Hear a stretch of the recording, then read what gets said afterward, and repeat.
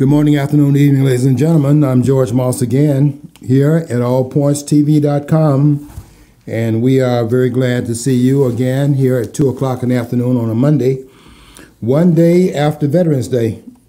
And I went out to have dinner yesterday evening at a famous restaurant here in the town, and it was packed. And I know that was because of the celebration of the veterans, and I was very glad to see them there. I always like to go to those places that celebrate the veterans because if they were not, then we would not be. And our liberties are secure because we have a fighting force that protects this country, and they are doing an excellent job. I'm glad to see them being celebrated and highlighted by this administration. And if there's one thing that Donald Trump has done, he has highlighted the military forces, and he is a very big supporter of our police forces, and we need to celebrate that as well, particularly in these urban cities, without which, if they were not there, then you see the chaos that we're seeing when they pull back in places like Baltimore and Ferguson and some of these other cities where they've gotten on the police officers back acting as if they're in there doing a shoot 'em up in the black community.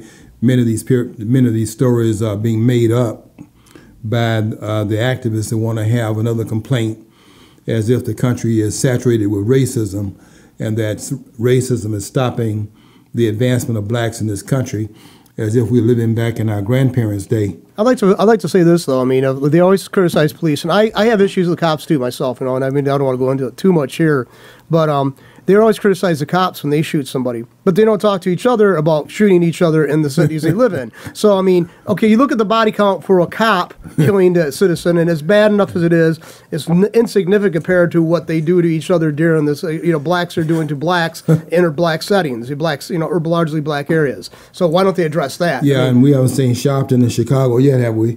And Jesse Jackson and Farrakhan in Chicago, we haven't seen them lead a single demonstration against this carnage goes on a regular basis in Chicago and almost all these urban cities. You're seeing the numbers of people being killed.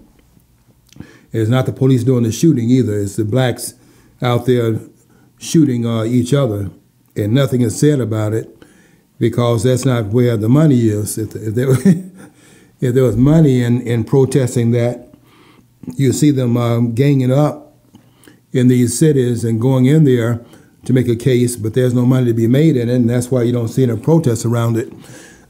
But I'm glad that we have a president that is celebrating our military and celebrating the and not celebrating it because they are out there doing things they shouldn't be doing.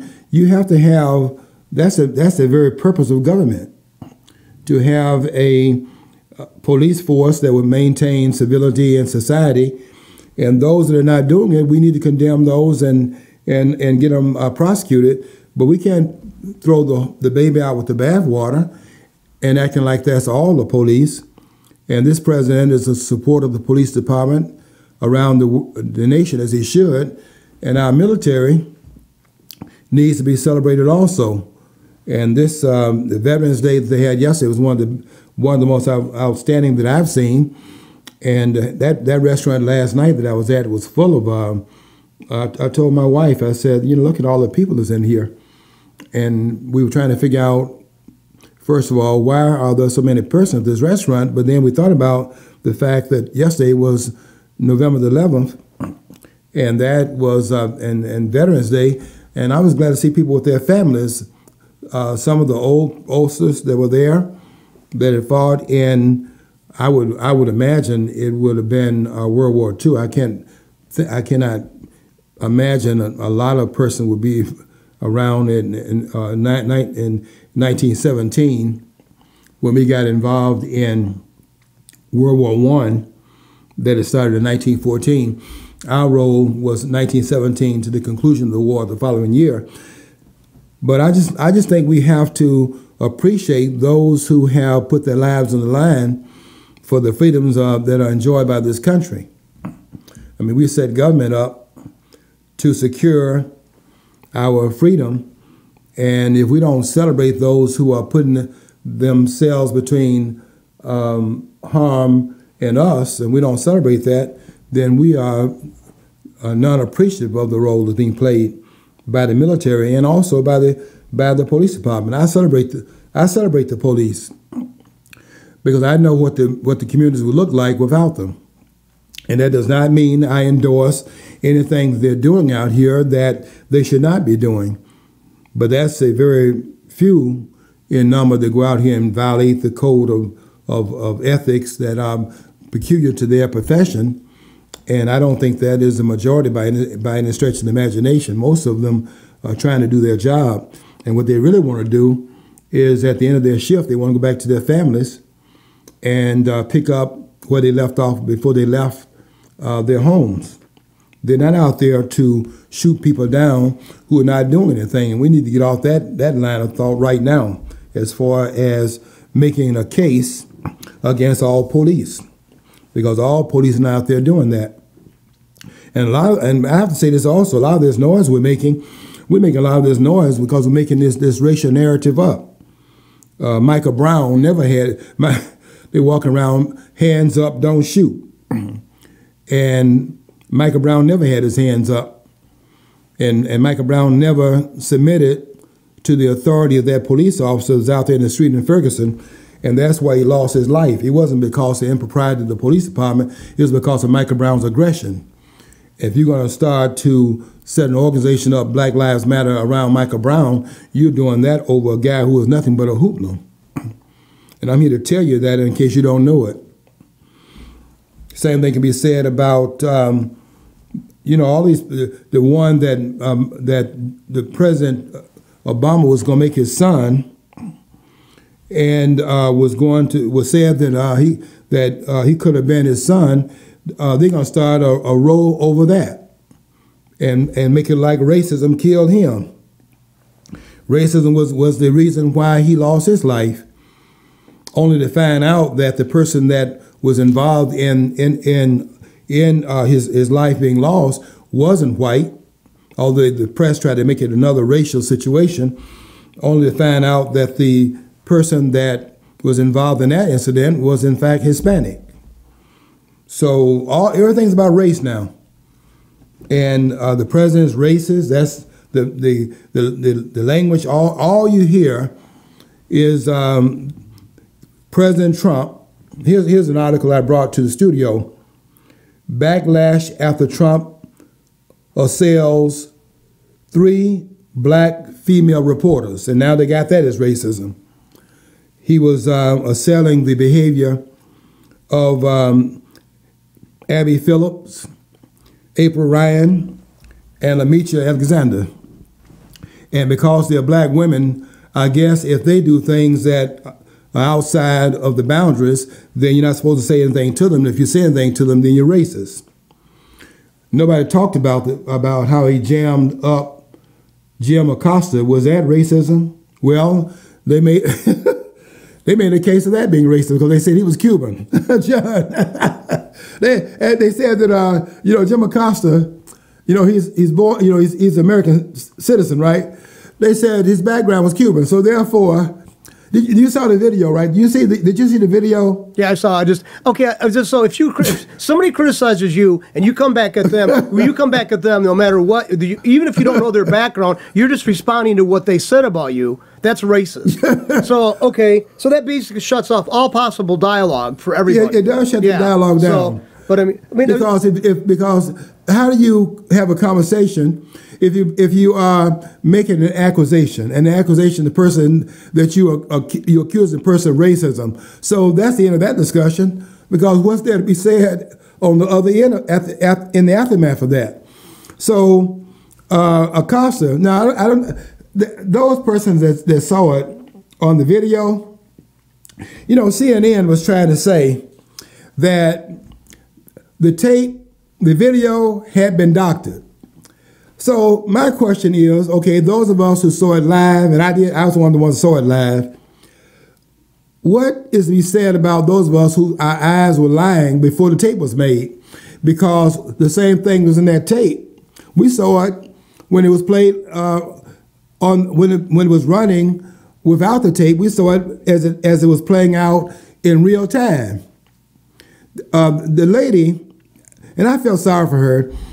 The young lady, the intern, whose job it is her. She was sitting over there. If you are facing the president, she's over on the left side, not in the center where Acosta is. She's on the left side in the audience. But her job was to make sure that the person that was addressing the president, supposedly asking questions, and the reason why you have the press corps there is to ask questions so the American people can be informed about certain things they want the president to answer on behalf of the readers or on behalf of the viewers. So I felt sorry for this young lady. She kept getting up and had to, at some point to bend down so that the atmosphere could be cleared up. She kept looking to the president to find out what her instructions would be, since Acosta would not stop talking and would not give the microphone up. Now, they're saying that the tape was doctored. And the reason why they want that tape to be doctored is because Jim Acosta created an assault against this lady. She reached over to grab the microphone because the president told him that that's enough, and said that 3 or 4 times. And Acosta kept talking. By the way, he did not get up there to ask a question. Acosta got up there to tell the president that he was wrong in characterizing that caravan as an invasion. Jim Acosta wanted the president to know that that's not an invasion, Mr. President, because Jim Acosta did not approve of that. You know how they have these commercials? That's the message, and I approve of that message. Well, Jim Acosta didn't get the president did not get the approval from Jim Acosta. So Acosta got up to tell the president he was wrong. Told him to tell the president that he was wrong because his characterization did not fit the characterization that Jim Acosta wanted to put on it. You know what? Years ago on the ABC News, CBS News, they used to get one of their major, May and Acres would get out there every so often and offer up what we used to call an editorial.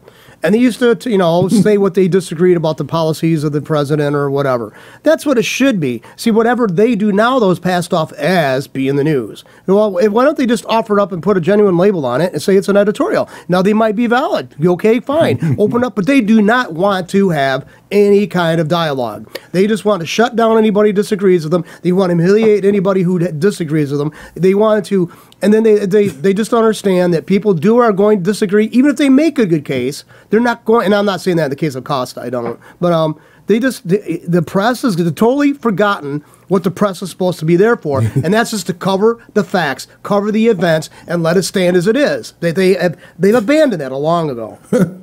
They are not going to give this president any credit for anything that he does.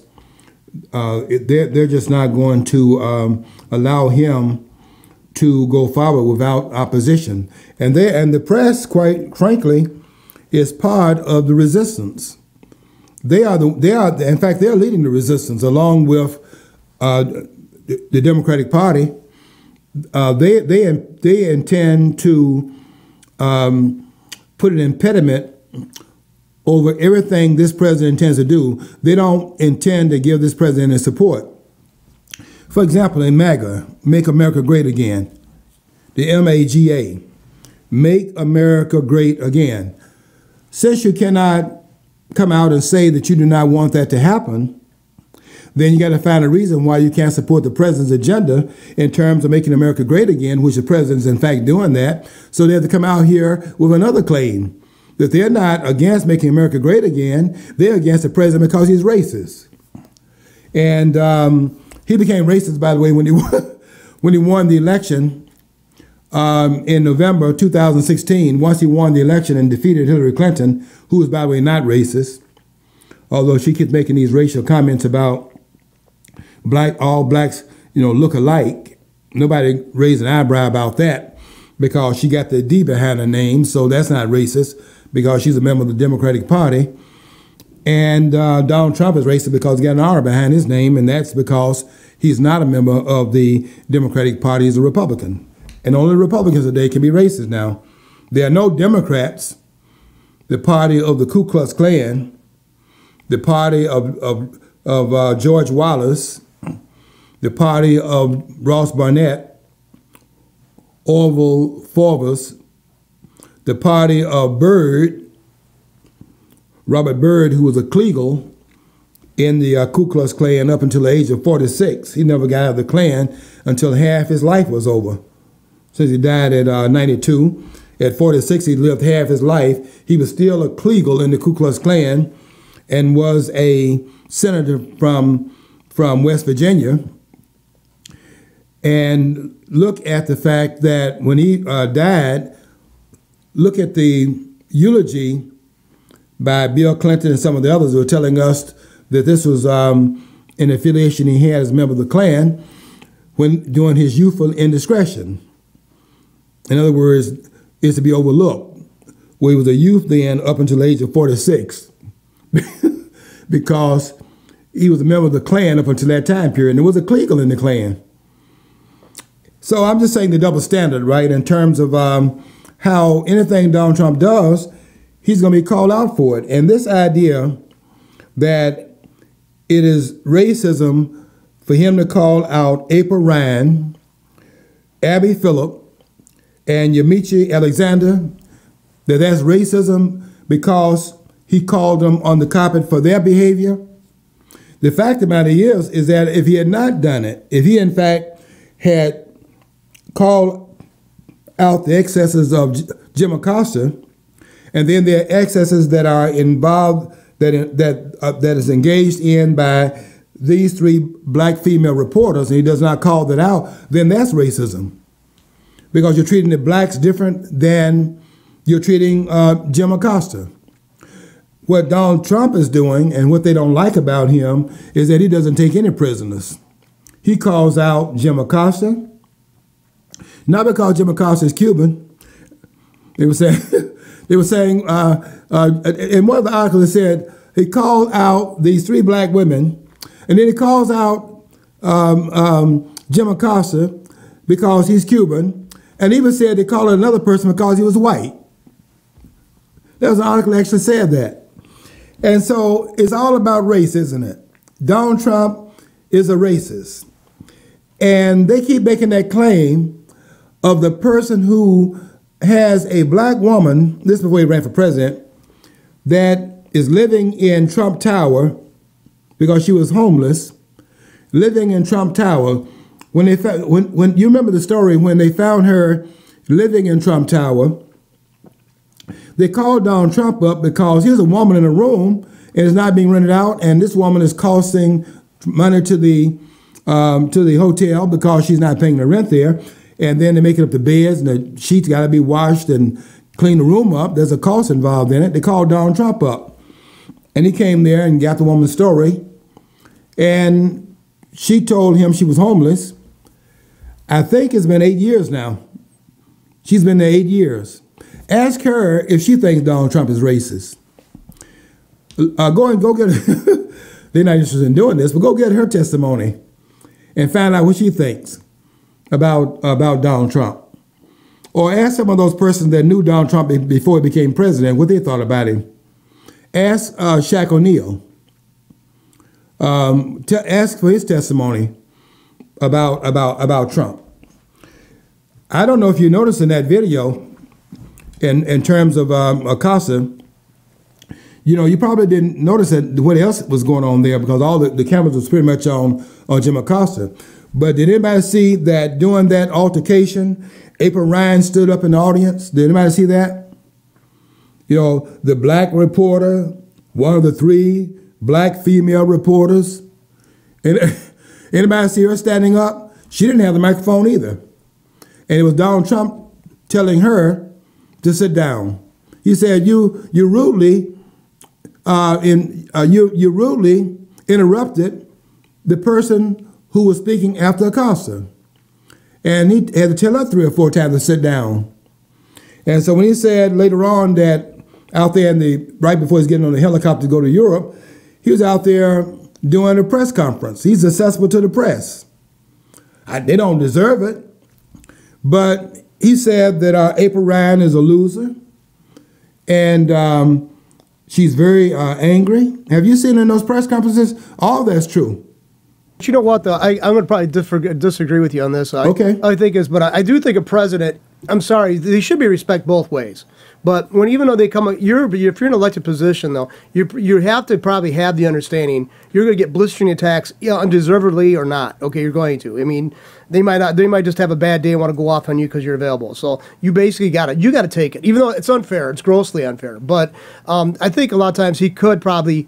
It's less inflame the situation because the thing is, let's face it, he's confrontational. He's a New Yorker. Yes. New Yorkers are like confrontational. That's why we love him. The thing is, it's like we do expect more. I mean, if somebody go off like those people have done on him, I would go off even worse. But quite frankly, so I'm not casting a stone. I mean, but he's got to understand too, though. I do think, and I think we're going to disagree. We disagree on that one. John, I tell you my disappointment. Here's my disappointment with President Trump. I was disappointed with Trump during that altercation with Acosta that he didn't go back, order out a cannon, bring it out on the stage where he was standing, fire it up, and fire the cannon at Acosta's mouth. That's my great regret. I mean, I think the president, if you think that you're going to disrespect this president because you don't like him, and the whole press, they're trying to say this also, John. They're saying that this president, of whom 92% of all of the press on Donald Trump is negative, and when he defends himself, they're gonna say it's an attack on the press. That this man is trying to shut the press down. Donald Trump is not gonna let you come over there and step on him, and he's not going to fight back. That's not in his DNA. And they know that. And that's why they try to provoke him to make him appear to be the one out of control. Let me tell the press something.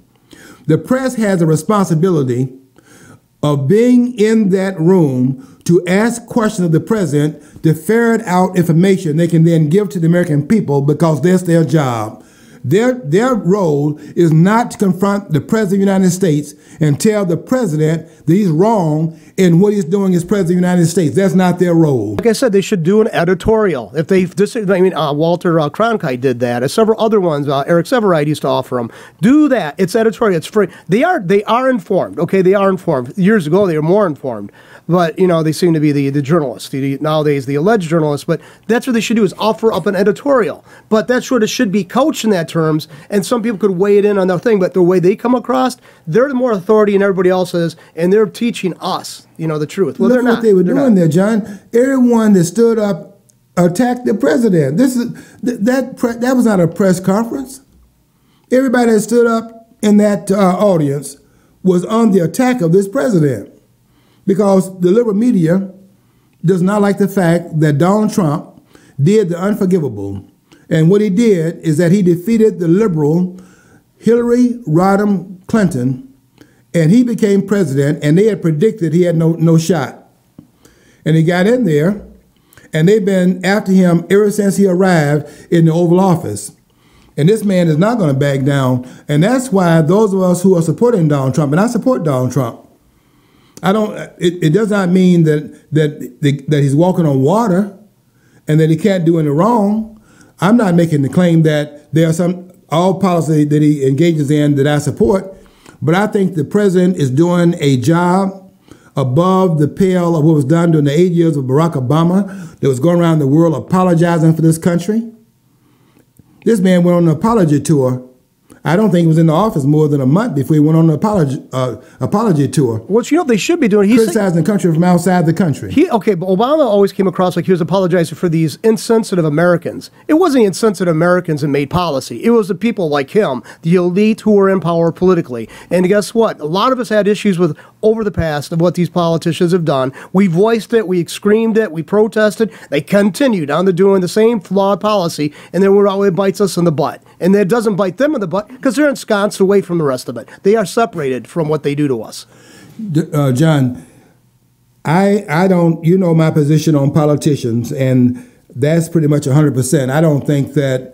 I think we put our emphasis in the wrong places, putting our hopes and aspirations in political figures, because the history of that has always led to more and more tyranny and less liberty.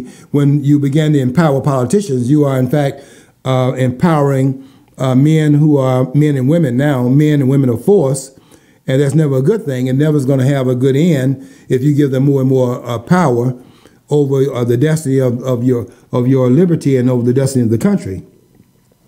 But Donald Trump comes from the outside, and he brings an outsider's perspective to the. Okay, we're going to have to take a break at this point with WFOV, and we want to thank you for tuning in and hope you'll come back in 4 minutes.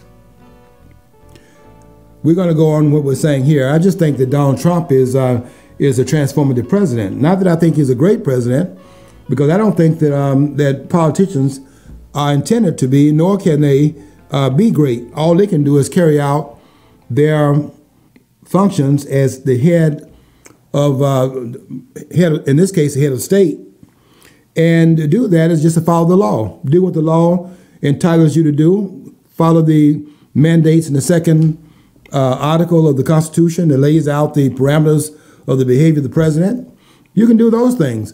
But that doesn't make you great to follow the law. All you're doing is simply doing that which you are prescribed to do in the law of the land. And those descriptions of your behavior, if you follow that, that's good. But that doesn't make you great. It makes you a person that's willing to do that which you're sworn to. You swore to, in your inaugural address, those 35 words that's found in Article 2, you swore to uphold the Constitution of the United States. In fact, you can't even take office until you take the inaugural oath, where you swear to protect and defend the Constitution of the United States. So when you do that, then it makes you a president that's following the law, and that's what you should do. I don't think we ought to be clapping when they do that. We should expect it of the president, because if you're and other office holders. If you or I are employed somewhere, say if it's a gas station or a store, or when you were a teacher, you're expected to show up. Why should it get accolades for doing the job? I mean, the job requirements. Why should you get accolades for that? I mean, now if you go beyond that, I can see getting accolades. But if you're doing the minimum amount, then I say that's probably not worthy of getting accolades for. Yeah, the politicians. This is why we have it so backwards. The only great president we have and we've had is George Washington. And that's because George Washington had to carve out a pattern of behavior for the president. We didn't have any architectural plan in place, any political architectural plan in place for the president to, in fact, carry out his duties. The fact of the matter is that George Washington, who was elected in 1788, the Constitution was just being drawn up at that point. We didn't know we had the language in the Constitution, of course, but what we didn't have any pattern to follow, because we didn't have any person who had ever been president over a country before. George Washington is the first president in the history of the world. Before that, we had kings. He was the first president. George Washington was the first president in the history of the entire planet. We had never had a president before of a country. Now, what makes George Washington great is that he could have drawn up the pattern as he saw fit, because there had been no presidents before him on the world stage, and there were no presidents before him in the United States. And for him to do what he did, which was to deny the people's will to make him king, because that's all they'd ever known. They had a king that was over the 13 colonists. And George Washington refused to allow that to happen and stepped down, and there was nothing that prescribed him to step down after 2 terms. George Washington stepped down after 2 terms when he could have been in there in perpetuity, like Franklin Delano Roosevelt, who was a tyrant, by the way. And they got him as the second greatest president we've had behind another tyrant, Abraham Lincoln. Only one president is great. The others can, in fact, do what's prescribed in Article 2, And we applaud them for having done that. Very few of them have done that, but there are some. One of the presidents that did a very good job along that line was the non-interventionist Calvin Coolidge, the the 30th president of the United States. You know, Calvin Coolidge, who came into office after Warren G. Hardin died and didn't serve out his first term. When Hardin died, then Calvin Coolidge, his vice president, became president in 1923. And what Coolidge did, as a person that believed that his role was prescribed in the Constitution and limited, when things happened there, Coolidge understood that he had no prescription for engaging in things that were not allowed to the president. And that I give him great credit. I think, let's see, Amethyst Slade's book wrote a very good book on Calvin Coolidge. But you know, even my friend points out that even John F. Kennedy, you know, and he's considered this golden boy in the Democratic Party. He even said there's not always an American solution for every problem out there. And so, I mean, us involving ourselves in the world has basically got us in the situation we are now. I mean, the more we try to do for others, the less we actually could do for ourselves. And we also have this baggage to carry around they can always use against us. I mean, every time we intervene, we always have all these issues developing. If Coolidge had been in office at the time that Hoover was in office, because Hoover came in after Calvin Coolidge, if that had been reversed, and we had it wasn't a depression, it was another downturn in the economy, and that happened with regularity. If Hoover had been president before Coolidge, and Coolidge had been president after Herbert Hoover, you would never had the incentive to go forward with what Hoover started and was continued on a larger scale by Franklin Delano Roosevelt, when Roosevelt just expanded the ideals of what Hoover was doing. The Republican Party started that downward turn in terms of this thing leading to a depression. He started under Herbert Hoover with the Harley Smoot Terror. And when he did that, then all hell broke loose. And then here comes another interventionist, even worse than Hoover, which is what Franklin Delano Roosevelt did. And then you see what happened there. What would have been a downturn turned into a decade-long depression because of these government policies.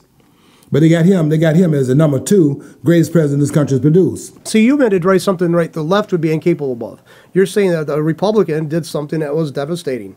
You see, a Democrat, 95% of them are into hero worship, and they cannot admit the flaws of their other people. They can't. Yeah. They will not. They will always put it. I mean, they do amazing contortions to avoid that. I mean, that's the strange part of the ecology. I have no respect for people that will bend the truth because they are affiliated with one of these two corrupt political parties. You know, I call the Republican Party and the Democratic Party, both parties are a joke.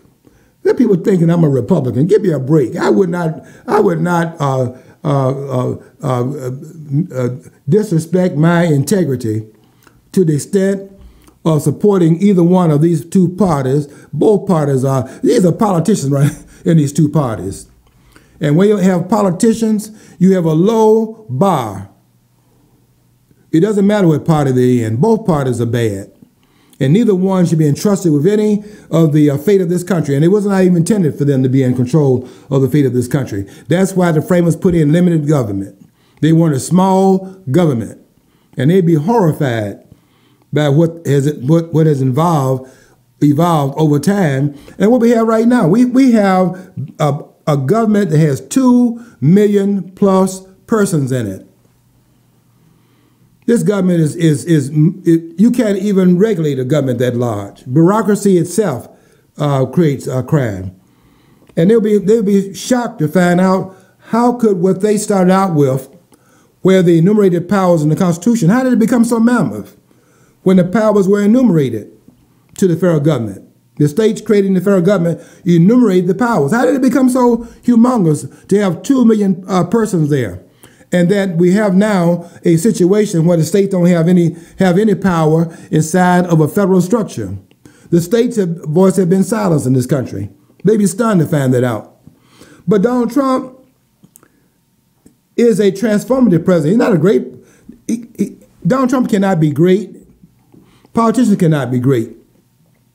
We have one great president. I go back to that again. We only have one great president. That's the one that started this experiment out. And if he had gotten it wrong, you would never have had the greatest political, economic experiment in the annals of history. It would never have happened because George Washington would have stopped it at the outset of the country's history. When George Washington took over office, the office of president in 1789, being elected in 1788, same year of the Constitution being ratified, if he had gone in there in this country that was in its embryonic stage, we were just a baby at that point, and everything was on the table, and anything could happen. There was no precedents to follow. There was not even a precedent to follow in the world. And George Washington got it right. Without having to be commanded to the sidelines on two different occasions. One is in 1783 with the defeat of the British. And people were stunned when that happened. And what happened there was that at the end of the signing of that agreement to end this war, the Treaty of Paris in 1783, George Washington rode back to Mount Vernon. And the people in Europe that never had seen that, they have had yet to see Napoleon in power. That would be later on. Napoleon Bonaparte. They had not had that, but they'd had Wellington, and they had others. And so this idea, and they had King George III. They had people that would use power and would not surrender power. They had no example of this. And George Washington carved out a different example, new example that had never been seen anywhere in the world. That makes George Washington great. And he alone stands as a great president of this country. The rest of these persons are mediocre. I'm glad to see a few of them, and there's only been a few, that will follow the mandates in the Constitution, but they're not willing to do that. These people, these politicians are out of control, and they're out of control in both parties. But I support Donald Trump because I think Donald Trump is a transformative president. Because we've got to, in fact, understand where this country was at the brink in 2016. If you had got this, if you had gotten crooked Hillary in that office, you would never have found out what the FBI was doing. And I think really what they had in mind, you talking about tyranny, I think what they had in mind was to put Donald Trump in jail. I mean, it makes no sense otherwise. Let me make another point. Since we just had something that happened here, I think most of you missed it. Certainly the press missed it. They're talking about the House, Donald Trump, his policies caused the House to be lost to the Democrats. I did some, this weekend, I went down the line of those persons that stepped down from the House. 26 members, 26 Republicans retired. 26, let me say it again, 26 Republicans who were not in jeopardy. I mean, it wasn't they were running because they thought it was going to be a tsunami, and the Republicans going to get waxed at the poll. They didn't think that was going. That's not why they stepped down. 26 Republicans in the House retired. Another 8 stepped down to run for the, let's see, what office they ran for? They ran for the Senate. In other words, 8 members of the House, I have the names written down here. I don't need to read names out, but just to let you know that 8 of the people in the House resigned from the House and ran for the Senate. So that's 26 plus 8, that's 34. 5 stepped down, and I wrote their names down and have them also. I can tell you who they are, but I don't need to go into that. I just want you to know that 5 others stepped down from the House, and they ran for the governor's race. In fact, you're seeing one of them right now in Florida. Ron DeSantis is they're contesting the election of the governor in Florida. Ron DeSantis is one of the 5 that stepped down from the House to run for this for the governorship. So when you add the numbers up, 26 retired in the Republican Party. There were 2 vacancies, by the way, in the Republican Party. There were 2 vacancies. 5 stepped down to run for governor. Another 8 stepped down to run for the Senate. When you add those together, and I'll add them now, 26 plus 5, that's 31, plus 8 more, that's 39, and the 2 vacancies, that's 41. The Democrats did not win 41 seats in this last election. So if this was a rejection of Donald Trump and his policies, then with 41 seats being open in the Republican Party, it should have been on top of that, given the rejection that they're saying is in place, it should have been on top of that a number of members of the House and the Republican Party losing their seats that would have parallel and probably would have Trump what happened when Barack Obama lost in 2010, where he lost 62 seats. And 10, as quiet as it's kept, 10 senators. You know something? The reason why everybody was crying, maybe you didn't see this either. The reason why the Democrats were crying in the aftermath of this election is because they knew that they had taken it on the chin. Not only because they didn't have the numbers in the House they were looking for, but you know what they really thought was going to happen? And they're definitely crying about it now. They thought was going to happen is that the Senate would turn over in the hands of the Democrats. And that did not happen. And they are very much running scared now because of what you read about that happened this past weekend with Ruth Bader Ginsburg. Here's an article that said this. And I'm talking about the fact that you probably read the news where Ruth Bader Ginsburg was hospitalized because she had her second fall, and this is the second time she's fallen and broken her ribs. This time 3 ribs. The first time she fell a few years back, she fell and broke 2 ribs. She broke 3 ribs this time. And that's a tremendous problem for a person that is 85 years old. I was listening to a medical report, and the doctor was saying that when you have your ribs injured, you take shorter breaths, and that sets you up at her age for pneumonia. And so that complicates her. I mean, she's very fragile, obviously, and that sets up a case for pneumonia. And that's why a lot of people are, a lot of Democrats who wish they had, in fact, done much better. They wish the blue wave had been true. But there was no blue wave. And there was not only not a blue wave in the Senate, there wasn't a blue wave in the House either. To know this, how come everybody has an opinion about, when you voice your opinion about the way the government's going, about allowing more and more people in this country who are not, vetted and all this, you're a racist and all this. At what point does this name calling actually going to give away, say, there might be something to this, we should look into it? No, they keep on sticking with the name calling. It's a convenient way to not have to address serious possible security issues. And it's like, why is it so bizarre? If a person flying across this country has to can't even carry a fingernail clippers with them, why is it so bizarre that we have real hesitation about letting people unchecked, unvetted coming across their borders carrying sacks full of God knows what in it?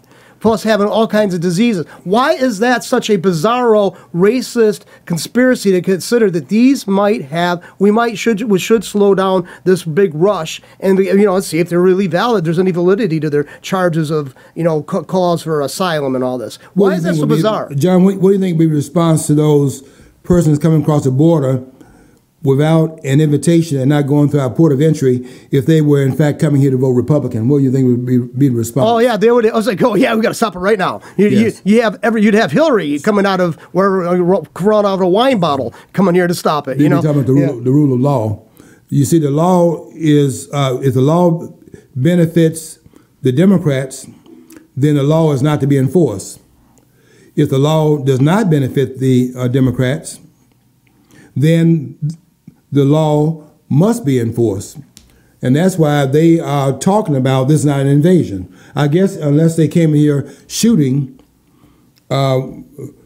machine guns or carry machetes, it would not be an invasion. Yet, if you do not have an invitation to the country and you're breaking into the country, what is it? If it's not an invasion, particularly if they're starting a caravan and the caravan is on the way to the borders of the United States, what do you think Donald Trump should do as the commander-in-chief? What do you think his role should be? To just move to the side and let the entry occur? I mean, that's that's Jim Acosta's point of view, obviously.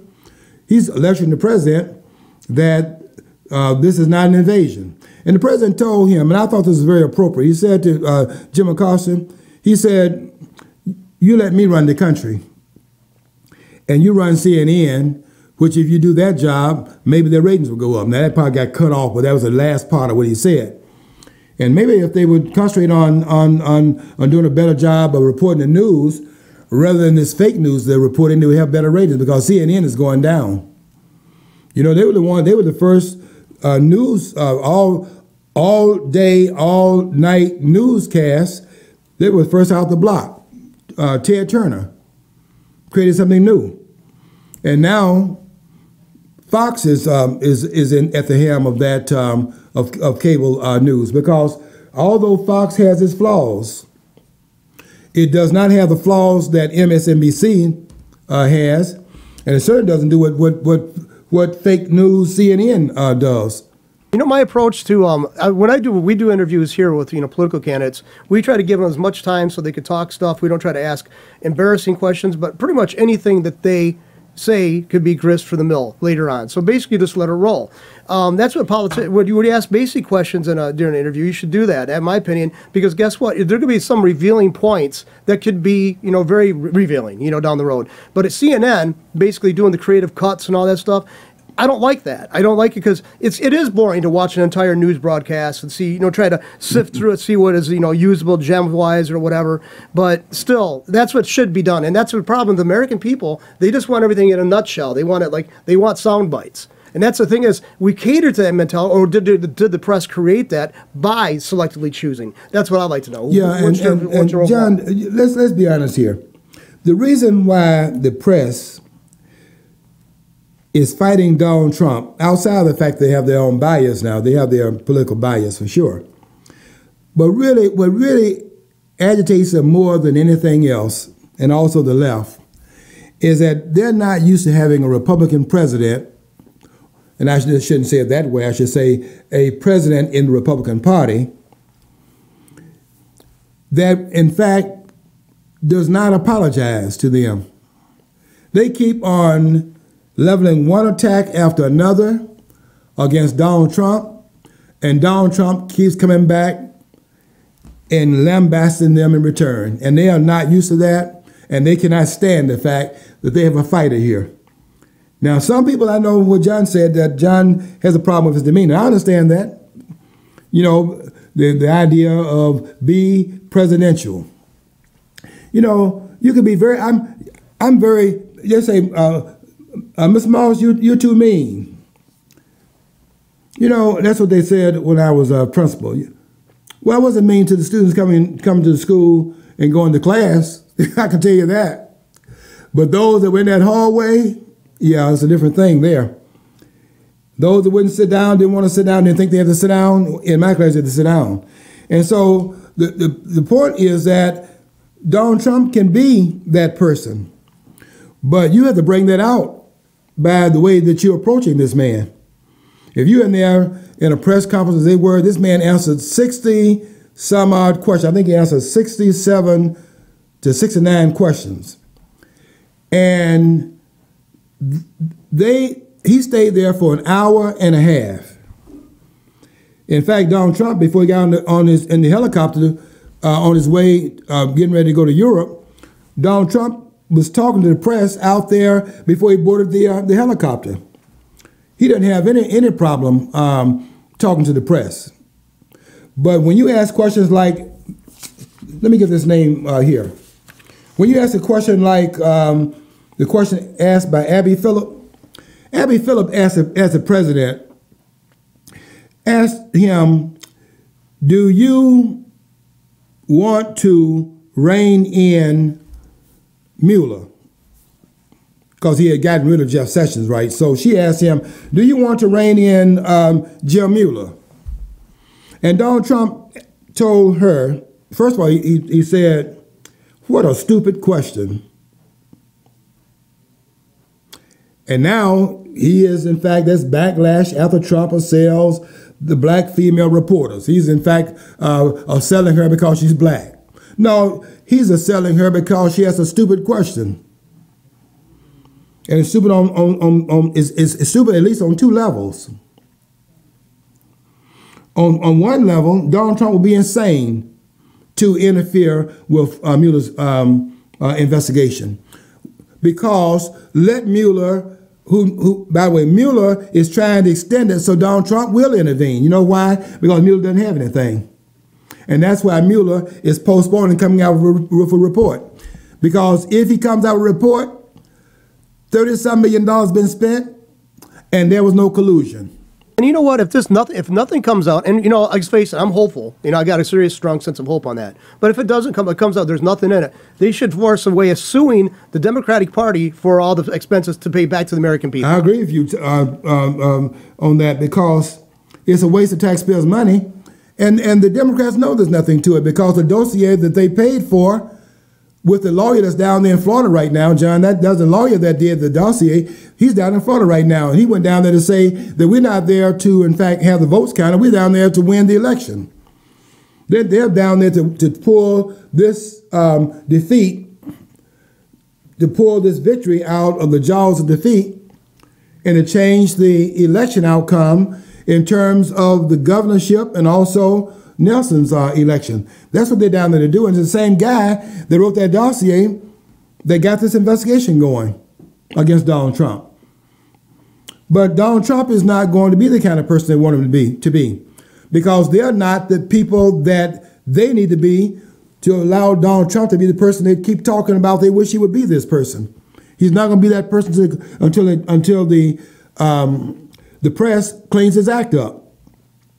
They're not going to get a kind and gentler president of the United States in Donald Trump, because that's not in Donald Trump's DNA. Donald Trump is a fighter, and he doesn't come out of this political correctness that people want a person to be presidential. I'll tell you this: Truman wasn't very presidential when he was trying to end that war. And you want your president to be at peace. Or Wilson wasn't presidential when we got involved in World War I, because when you have to fight, the presidential office is an office where you're carrying out the peaceful protocols of the president.